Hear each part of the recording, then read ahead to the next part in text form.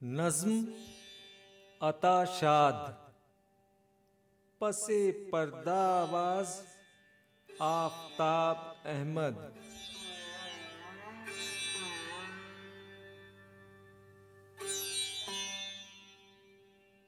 मैंने खुशबू को भी छू कर देखा, मैंने मुट्ठी में किरणें समेटी।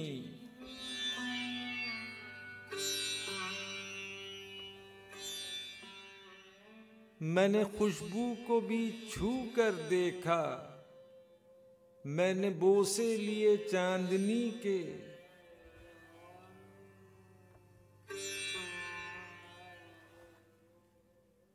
मैंने सूरज में साए को देखा, मैं हवा से करूं गुफ्तगू भी।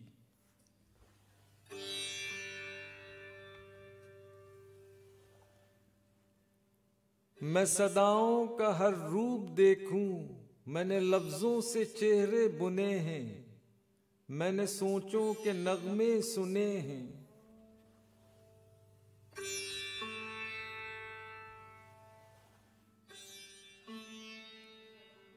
रंग का अक्स देखा है मैंने, अक्स का रंग पहना है मैंने।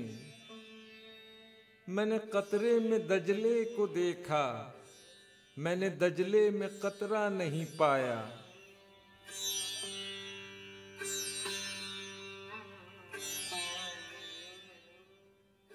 मैं जो सोचूं तो क्या क्या न देखूं, मैं वो कादिर के गुम कुदरतों में।